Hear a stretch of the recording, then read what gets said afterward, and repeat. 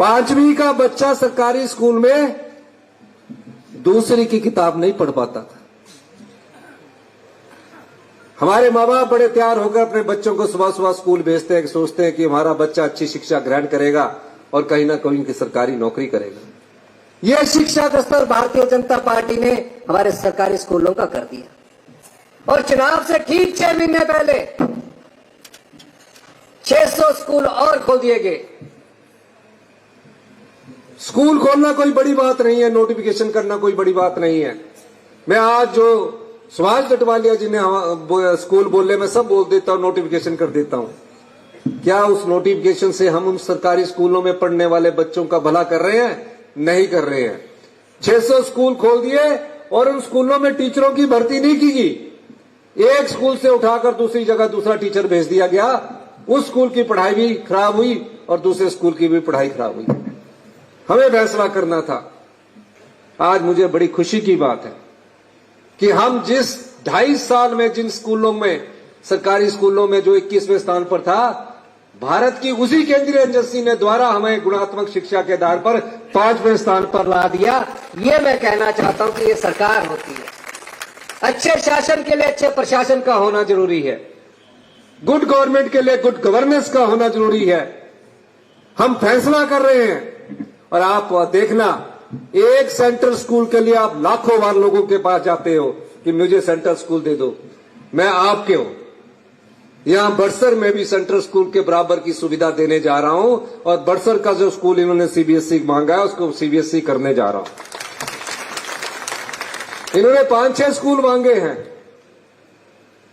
और इस स्कूल को हम अगले एकेडमिक सेशन से सीबीएसई करेंगे ताकि जो इधर उधर पढ़ने वाले बच्चे हैं उनको अच्छी शिक्षा मिल सके और सभी टीचर उन सीबीएसई स्कूलों में उपलब्ध होंगे। उस स्कूल के बच्चों के ड्रेस कोड होगा, टीचर का भी ड्रेस कोड होगा। अभी तक हमें सीबीएसई से 20 स्कूलों की मान्यता प्राप्त हो चुकी है। 100 स्कूल अगले एकेडमिक सेशन से हम शुरू करने जा रहे हैं। ये स्कूल ऐसे नहीं होंगे। इस स्कूल की क्वालिटी आप देखेंगे तो आप फख्र महसूस करेंगे, लेकिन इस सारी व्यवस्था को बदलने के लिए समय चाहिए और उस समय के अनुसार हमने व्यवस्था बदली है और आने वाले 5-7 सालों में हिमाचल प्रदेश के जितने भी स्कूल होंगे वो बेस्ट क्वालिटी के स्कूल इंडिया के होंगे, ये मैं कहना चाहता हूं। हेल्थ का क्या हाल है?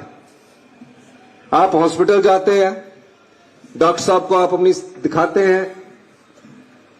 हेल्थ में आपको अगर छींके आ गई, पैरासीटामोल खा ली, एंटी एलर्जी खा ली, AG 500 खा ली, कभी आपने सोचा है 1000 करोड़ रुपया हिमाचल प्रदेश की जनता, जिसकी कोई गिनती नहीं होती, जब बीमार होता तो खर्चा करना चाहते हैं, कोई गिनती नहीं होती कि कोई गिनती होगी।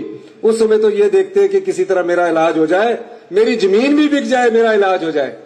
पर आपको बीमारी क्या हुई इसका पता हॉस्पिटल में तक नहीं लग पाता। आपका डॉक्टर एक्सरे करता है, आपका डॉक्टर सीटी स्कैन करता है, आपका डॉक्टर MRI करता है। हार कर आप PGI जाते हैं या बाहर किसी प्राइवेट हॉस्पिटल में चले जाते हैं। 1000 करोड़ हर साल हिमाचल प्रदेश की जनता बाहर खर्च करती है हेल्थ के लिए। और आपको मैं बताना चाहता हूं कि नॉर्थ ईस्ट के बाद अगर सबसे ज्यादा कैंसर के केसेस कहीं है जनसंख्या के अनुपात में, हिमाचल प्रदेश में। 40 साल से ऐसी व्यवस्था चली आ रही है कि आज करो, कल करो, फाइलों में जाओ, ये करो। हम उस व्यवस्था को ही बदलने आए। शिमला का IGMC जो हमारा प्रीमियम हॉस्पिटल है, या हम मेडिकल कॉलेज खोल रहे हैं, 19 साल पुरानी MRI मशीन है जिसको मैंने अब जाकर तब्दील किया। 19 साल पुरानी मशीन है। एक्सरे की 15-15 साल पुरानी मशीनें हैं। मैंने कहा ये जनता के साथ धोखा है। सरकारी हॉस्पिटल में कौन जाता है? एक आम परिवार का आदमी जाता है, किसान का बेटा जाता है, गरीब इंसान जाता है। वहां बेचारा 4 घंटे लाइन में खड़ा होता है, डॉक्टर से बारी आती है, पेन किलर से दर्द दूर होता है, लेकिन बीमारी पूरी तरह ठीक नहीं होती है। डायग्नोसिस ढंग से होता है रोग का पता ही नहीं लगता कि आपको रोग क्या है, और आप काफी पैसा खर्चते दे जाते और हॉस्पिटल में चले जाते हैं। हमने उस दिशा में ध्यान देना शुरू किया। हमने डॉक्टरों की कमी नहीं है। हिमाचल प्रदेश में हिंदुस्तान के सबसे बेस्ट डॉक्टर हैं, सबसे बेस्ट पैरामेडिकल स्टाफ है। क्या कमियां हैं? हमने मेडिकल कॉलेज में भी व्यवस्था परिवर्तन किया। हमने देखा कि पीएचसी की नर्स, पीएचसी का डॉक्टर मेडिकल कॉलेज में जा रहा है। हमने दोनों कैडर को अलग किया, जिसके लिए आंदोलन होते थे कि हमारे को अगर हाथ लगाया तो हम आंदोलन कर देंगे। हमने हेल्थ डिपार्टमेंट को अलग कर दिया और मेडिकल कॉलेज को अलग कर दिया।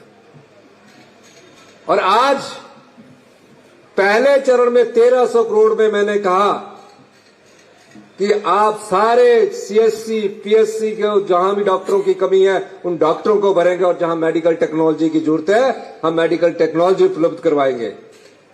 हमीरपुर में मेडिकल कॉलेज तो खुल गया, लेकिन वहां पीजी की क्लासेस है, स्पेशलिस्ट है।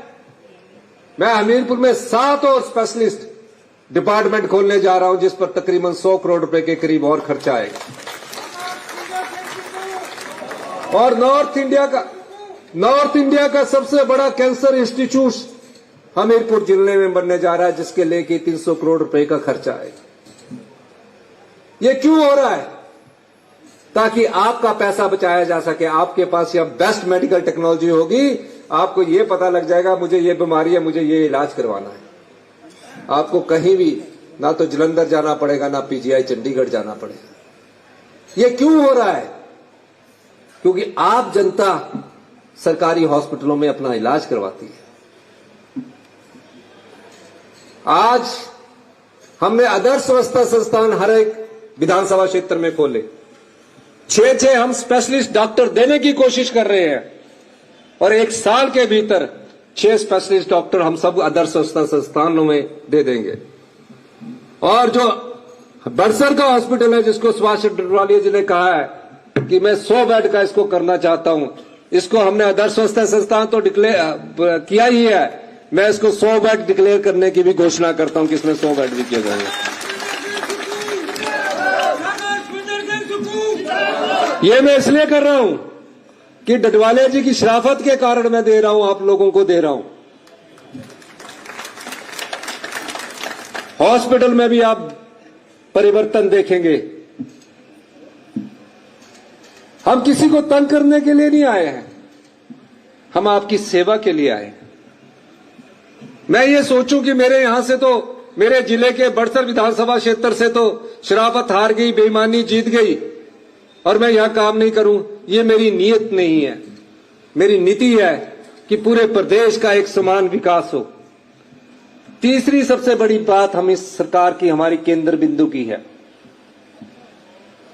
जहां शिक्षा के क्षेत्र हमारा पहला केंद्र बिंदु है, मेडिकल हेल्थ हमारा दूसरा, स्वास्थ्य क्षेत्र दूसरा केंद्र बिंदु है, तीसरा ग्रामीण अर्थव्यवस्था हमारी केंद्र बिंदु है। मेरे पास डडवालिया जी आए, कहा कि बड़सर को नगर पंचायत का दर्जा दे दीजिए।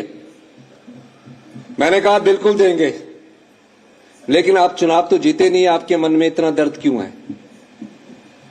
कहता है कि नगर पंचायत बनने के बाद हमें यह फायदा होगा कि यहां विकास लगेगा और यहां पैसा आप यूडी के माध्यम से बहुत अधिक लगाएंगे। फिर मुझे कहा कि कोई टैक्स तो नहीं लगेगा। मैंने बोला बड़सर के नगर पंचायत पर कोई आने वाले समय में भी कोई टैक्स नहीं लगेगा, जो उसका है उसमें कोई टैक्स की बात नहीं। और इसी संदर्भ में इन्होंने हमसे एक पार्किंग मांगी, जिसमें कहा कि मेरे पास जगह है, उस पार्किंग को भी मैं देने की घोषणा करता हूं। तीसरा हमारा केंद्र बिंदु क्या है? ग्रामीण अर्थव्यवस्था। ग्रामीण अर्थव्यवस्था क्या है? गांव के लोगों के हाथ में पैसा कैसे पहुंचे? बड़े बड़े उद्योगपति है। जीएसटी लगने के बाद हिमाचल प्रदेश को 4,500 करोड़ रुपए का नुकसान हुआ है। हम 3 रुपए पर यूनिट बिजली दे रहे हैं। किनको? उद्योगपतियों को। ये पिछली भारतीय जनता पार्टी की सरकार कर गई। 5,000 बीघा जगह बिना रजिस्ट्री के भारतीय जनता पार्टी की सरकार ने नालागढ़ और बद्दी में बड़े उद्योगपतियों को दे दी और कहा आप यहां उद्योग लगाइए।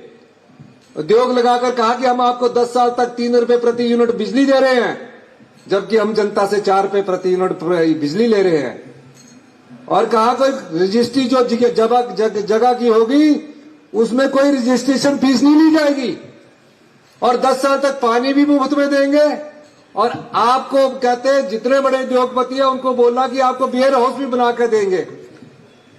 मैंने जब विभाग की मीटिंग ली, मैंने कहा ये तो जनता की संपदा को लुटाना है, ये जनता के पैसे को क्यों लुटा रहे हो। लेकिन वो उन्होंने एग्रीमेंट किए हुए थे। मैंने कहा हम जनता की संपदा को लुटाने के लिए नहीं आए हैं, ना लुटाने के लिए आए ना लूटने के लिए आए हैं। हमने कहा कि गांव के लोगों के हाथ में पैसा होना चाहिए। कोई कभी कल्पना भी नहीं कर सकता था कि गांव में किसी ने गाय रखी है, भैंस रखी है, उससे सरकार गाय के दूध के रूप में 51 रुपए प्रति लीटर के हिसाब से स्पॉट प्राइस दे रही है, सरकार खरीदेगी। 2 रुपए किराए का भी देगी। भैंस का दूध के रूप में 61 रुपए सरकार खरीदेगी, 2 रुपए किराए के रूप में देगी। जिनके पास जगह है, अगर वो प्राकृतिक खेती का फार्म भरते हैं तो 60 रुपए किलो गेहूं सरकार खरीदेगी, 40 रुपए किलो मक्की सरकार खरीदेगी और 90 रुपए किलो कच्ची हल्दी सरकार खरीदेगी। कच्ची हल्दी का इस क्षेत्र में यह फायदा होगा कि ना तो उसको सुअर खाता है, ना नील गाय खाती है, ना बंदर खाते हैं। हल्दी लगाई, 1 किलो के 90 रुपए आपके हाथ में मिलेंगे। जिस प्रकार हल्दी को अगर आप एक प्राकृतिक रूप में उगाएंगे, सरकार आपसे खरीदेगी, कोई और नहीं खरीदेगा, सरकार खरीदेगी। ये इससे ग्रामीण अर्थव्यवस्था मजबूत होगी। और हमने देखा कि मनरेगा में कई महिलाएं लगी रहती है। 2 साल में हमने मनरेगा में पिछले 40 साल में कभी इतनी बढ़ोतरी नहीं की, 80 रुपए की बढ़ोतरी की और मनरेगा की दिहाड़ी को बढ़ाकर 335 रुपए की। क्यों? गांव के किसानों के पास पैसा पहुंचना चाहिए। हर बार ट्री प्लांटेशन होता, ट्री प्लांटेशन में मंत्री एमएलए आकर पौधा लगा लेते, फॉरेस्ट कारपोरेट डिपार्टमेंट उसमें पौधा लगा लेता। हमने कहा अब महिला मंडल पौधे लगाएंगे और 5 साल में हमारी सरकार उनको 6,40,000 रुपया देगी। महिला मंडल, युवा मंडल, स्वयं सहायता समूह, हर एक जगह महिला मंडल वाले अगर पेड़ लगाते हैं, पेड़ वन विभाग उपलब्ध करवाएगा, चारों तरफ जाली भी वन विभाग लगाएगा। निश्चित रूप से जब वो वन विभाग लगाएगा तो महिला मंडल में जो पेड़ उगे हैं उन पेड़ों के कारण आपको 1,20,000 1 हेक्टेयर के मिलेंगे, यानी 25 करनाल के मिलेंगे। एक और योजना हम ग्रामीण अर्थव्यवस्था के लिए लेकर आए हैं। अगर आप अपने जमीन पर 100 किलोवाट से लेकर 1 मेगावाट का सोलर पावर प्रोजेक्ट लगाना चाहते हैं तो राजीव गांधी स्वरोजगार योजना के तहत अगर आप 1 करोड़ का लोन लेते तो उसमें अगर आपको 9% का ब्याज लगता है, 5% ब्याज हिमाचल प्रदेश की सरकार देगी और जो बिजली उस प्रोजेक्ट से बनेगी वो हिमाचल प्रदेश की सरकार खरीदेगी। इस प्रकार की योजनाएं हम ग्रामीण अर्थव्यवस्था के लिए लेकर आए। प्रदेश में विकास किस तरह हो, जनता का पैसा जनता के हाथ में कैसे जाए। जब आप ऐसे फैसले करते हैं तो कई प्रकार की अड़चनें आपके पास आती है। पहले तो अधिकारी वर्ग से अड़चनें आती है, फिर राजनीतिक दबाव के कारण अंदर से बहुत अड़चनें आती है। भारतीय जनता पार्टी की सरकार ने शराब के ठेकों की नीलामी के लिए, शराब के ठेकों की नीलामी के नहीं की, हर साल रिन्यू कर दिए जाते थे और सरकार को सिर्फ 10% का प्रीमियम मिलता था। हमारी सरकार ने जब ऑक्शन की, भारतीय जनता पार्टी की सरकार ने 4 साल में 400 करोड़ रुपए कमाया। हमारी सरकार ने ऑक्शन करके एक ही साल में 450 करोड़ का जनता की संपदा को लूटने से बचाया। 450 करोड़ रुपए एक साल में बचाए जो 5 सालों में उन्होंने कमाए। ये आपका पैसा है। ये मुझे नहीं समझ नहीं आता था। जब मैं कुर्सी में बैठा तो मैंने अंदाजा लगाया कि जनता के पैसे को कैसे लुटा रही है सरकारें। सरकारें आती है, सरकारें जाती है, मंत्री बनते हैं, मुख्यमंत्री बनते हैं, लेकिन जब मैंने कुर्सी पर बैठकर देखा कि आम व्यक्ति के अधिकार को कैसे लूटा जा रहा है, गरीब के अधिकार को कैसे लूटा जा रहा है, कुछ बड़े बड़े लोग उसका फायदा उठाते हैं। हमने उन चोर दरवाजों के रास्तों को बंद किया और उन चोर दरवाजों के रास्तों को बंद करके 3000 करोड़ रुपया जो आपका धन था लुटा दिया जाता था, उस चोर और भ्रष्टाचार के दरवाजे को हम लोगों ने बंद किया और अनाथ बच्चों के लिए, विधवा बहनों के लिए, दिव्यांगों के लिए, गांव के लोगों के लिए योजना लेकर आए। मुझे भारतीय जनता पार्टी की सरकार जब बनी, उन्हें 50,000 करोड़ रुपए का अधिक लाभ मिला। हमने सरकारी कर्मचारियों को ओपीएस दी। बीजेपी की सरकार ने, जो डबल इंजन की सरकार कहती थी, हमारे 1600 करोड़ 2% की एडिशनल बोरिंग बंद कर दी। प्रधानमंत्री जी ने 1500 करोड़ रुपए आपदा राहत के लिए घोषित किया। मैं भारतीय जनता पार्टी के सभी सांसदों से कहूंगा, 7 सांसद चुनकर भेजे हैं, 4 लोकसभा के, 3 राज्यसभा के, 1 सांसद चोर के ले गए हो।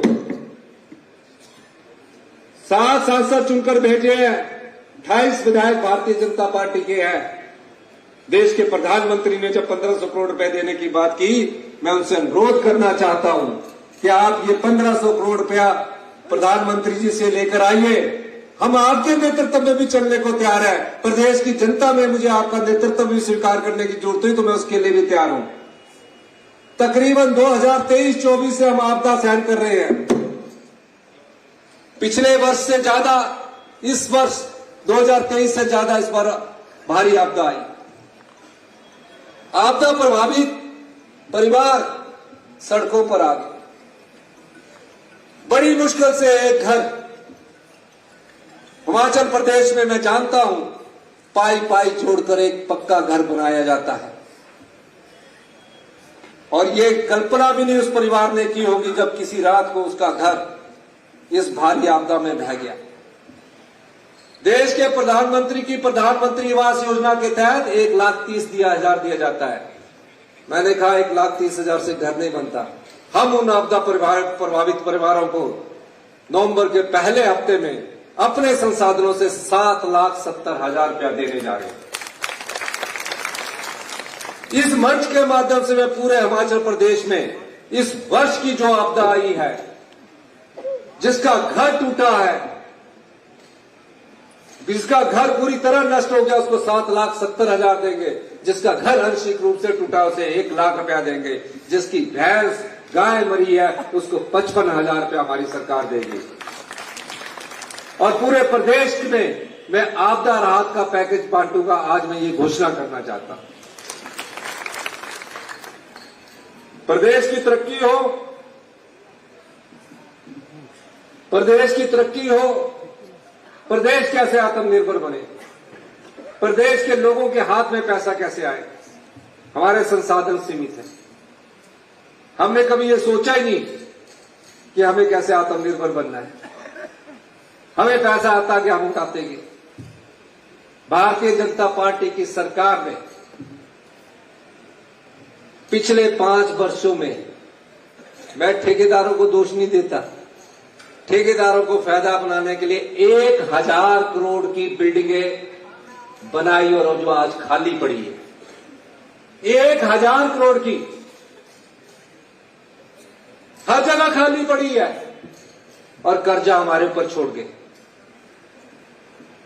तो जो डबल इंजन की सरकार कहते थे, कभी उन्होंने आंगनबाड़ी आशा वर्कर का मानदेय नहीं बढ़ाया, चुनावों से पहले बढ़ाते थे।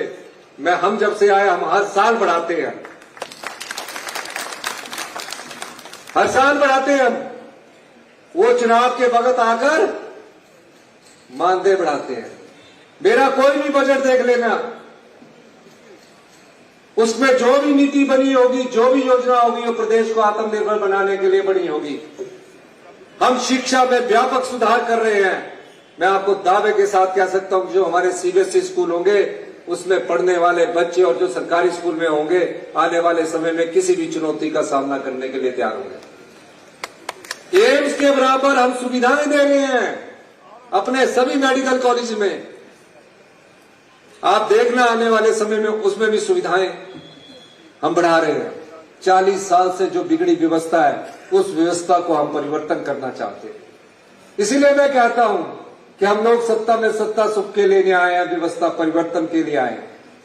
हम ये सोचकर काम करें कि मैं 5 साल तक इसको भी खुश करो, उसको भी खुश करो, गलत काम करते जाओ तो प्रदेश का भला नहीं होने वाला। जो युवा पीढ़ी है उनका सुनहरा भविष्य बनाने के लिए हम आए।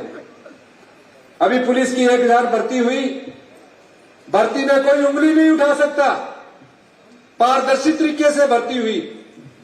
भारतीय जनता पार्टी के समय पुलिस की भर्ती हुई, पेपर तक लीक हो गए। राज्य चयन नियोग से जो गरीब बच्चे पढ़े लिखे मेरिट में आते थे उनके साथ धोखा हुआ और जो 50,000 और 1 लाख रुपया खरीद कर सबॉर्डिनेट सिलेक्शन बोर्ड से पेपर किए थे वो सिलेक्ट हो गए। हमने उस बोर्ड को भंग किया। अभी हम और भर्ती करने जा रहे हैं क्योंकि अग्निवीर के कारण हमारे जो युवा देश की सेवा के लिए जाते थे उन्हें अग्निवीर के कारण देश की सेना में भर्ती होने में दिक्कत होने लगी। मैं यहीं से अभी 800 पुलिस वालों की और भर्ती करने जा रहा हूं ताकि जो अग्निवीर की कमी रेगुलर के रूप में है उसे मैं पूरा कर सकूं। दीपावली के अवसर पर हमने आर्थिक संसाधनों से 3% डीए की किस्त भी दी है। तो आने वाले समय में युवाओं को रोजगार के अवसर मिलेंगे। और मैं ये भी कहना चाहता हूं, वही प्रदेश तरक्की करता है जहां जनता का साथ होता है, समाज का साथ होता है। मैं बार बार कहता हूं कि 2027 में हम हिमाचल प्रदेश को आत्मनिर्भर बनाएंगे। ये एक परिकल्पना नहीं है। और 2032 में हिंदुस्तान का सबसे समृद्धशाली और अमीर राज्य बनाएंगे। मुझे पता है, आप नहीं जानते, जब मैं भी एमएलए था मैं भी अंदर की बात नहीं जानता था। मुझे पता है कि आप लोगों के धन को कैसे बचाना है। इसलिए मैं बार बार कहता हूं, हम संपदा को बचाने के लिए आए हैं, धन को लुटाने के लिए नहीं आए हैं। धन जाए तो आम आदमी के हाथ में जाए, इस दृष्टि से हमारी सरकार कार्य कर रही है। विश्वास कीजिए, इस बार आपने बेईमानी को जिताया है, अगली बार आप यहां से कांग्रेस की ईमानदार प्रत्याशी को जिताएंगे, शराफत को जिताएंगे। जिताएंगे कि नहीं जिताएंगे? हाथ खड़ा करके बताओ। बेईमानी किसने की है, तय आपने करना है। मैं किसी का नाम नहीं लेना चाहता, आपको तय करना। आप पढ़े लिखे हैं। और उस समय बेईमानी को आपने जिताया जब आपके जिले के मुख्यमंत्री की कुर्सी खतरे में थी। आप कल्पना कीजिए, ये आने वाला समय प्रदेशवासियों के लिए सुनहरा है। मैं प्रदेशवासियों का धन्यवाद करना चाहूंगा जिन्होंने हिमाचल प्रदेश में दोबारा से हमें आशीर्वाद दिया। और मैं आपको ये कहना चाहता हूं, हम फैसले करना चाहते हैं, आप साथ दीजिए।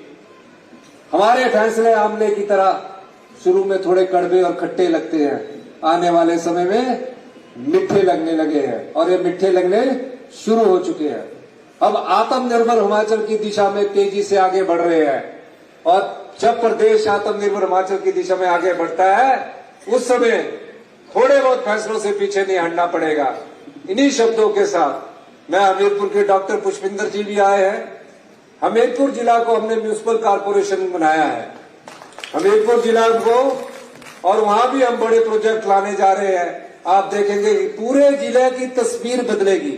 पूरे जिला की सड़कों को हम डबल लेन करने जा रहे हैं। हर घर में हम पानी देने जा रहे हैं। बड़सर विधानसभा क्षेत्र में 150 करोड़ की योजना का काम 55% पूरा हो चुका है। कई सड़कों का निर्माण हम करने जा रहे हैं। सभी सड़कें अभी डबल लेन होगी। 65 करोड़ रुपया मैंने बाबा बालकनाथ मंदिर जी के लिए, बाबा जी के मंदिर के लिए स्वीकृत किया है। और अभी जल्दी ही बिजड़ी में उसका मैं फाउंडेशन स्टोन रखने भी आऊंगा। अभी मैं भोटा में भी जो हमारा बस स्टैंड है उसका भी फाउंडेशन स्टोन अगले महीने रखने आ रहा हूं। मैं वहां भी आऊंगा।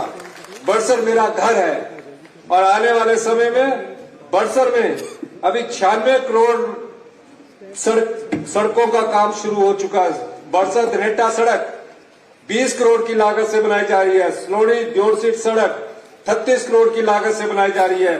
चकमोह रैली जजरी सड़क 11 करोड़ की लागत से बनाई जा रही है। बड़सर नेरी गुजरेड़ा सड़क 9.5 करोड़ की लागत से बनाई जा रही है। बड़सर से चंबो सड़क 7 करोड़ की लागत से बनाई जा रही है। बाल निहाल से संज्ञा दी ट्याला दी सड़क 10 करोड़ की लागत से बनाई जा रही है। 96 करोड़ रुपए की लागत की सड़कों का निर्माण यहाँ किया जा रहा है। ये इसलिए हो रहा है क्योंकि आपके जिले से मैं मुख्यमंत्री हूं। इसके अलावा पानी की और योजनाओं का भी कार्य शुरू किया जा रहा है। जो 10 करनाल जगह यहां से 500 मीटर दूर है, वहां एक इंडोर स्टेडियम का भी निर्माण किया जाएगा ताकि हमारे युवाओं को इंडोर स्टेडियम और पार्किंग की सुविधा दी जाए। इसके लिए इस बजट में जो हमारा बजट आने वाला है उसमें पैसे उपलब्ध करवा दिए जाएंगे। इन्हीं शब्दों के साथ कुछ लाइट्स की बात की है। 3 लाइटें 9 लाइट की है। 3 लाइट की मैं देने की भी मैं घोषणा करता हूं क्योंकि अगले साल आपको दोबारा भी तो आना है।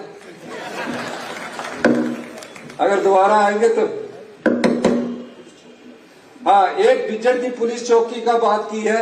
वो बिज्जड़ में जब मैं आऊंगा तभी उस दिन करूंगा, तो आप मुझे दोबारा नहीं बुलाना चाह रहे। और बड़सर के बस अड्डे का भी शिलान्यास करने के लिए मैं आऊंगा और बड़सर को भी नया बस अड्डे की सौगात हम आज के समय देने जा रहे हैं। बड़सर के बस अड्डा एक नया उपलब्ध करवाया जाएगा। इन्हीं शब्दों के साथ मैं आपसे कहना चाहता हूं, हाँ, एक रूबल जी ने कहा कि गवर्नमेंट कॉलेज बड़सर में MA और MCOM की क्लासेस अगले 70 से इसको भी शुरू करने की मैं घोषणा करता हूं। मैं चाहता हूं कि हमीरपुर जिला जहां शिक्षा के क्षेत्र में अग्रणीय हो, वह स्पोर्ट्स टूरिज्म के रूप में भी अग्रणीय हो। इस दिशा में भी हमारी सरकार कार्य कर रही है। आपने हमारी बात सुनी, आप लोगों का बहुत बहुत धन्यवाद। और मैं एक चीज और चाहता हूं कि आप लोग हमारे साथ खड़े होइए। हम आप लोगों की सरकार है, आम लोग की सरकार आई है। आपका दर्द हम बांटेंगे। इन्हीं शब्दों के साथ आपका बहुत बहुत धन्यवाद। जय हिंद, जय हिमाचल। हर अपडेट पाने के लिए बेल आइकॉन पर करें क्लिक।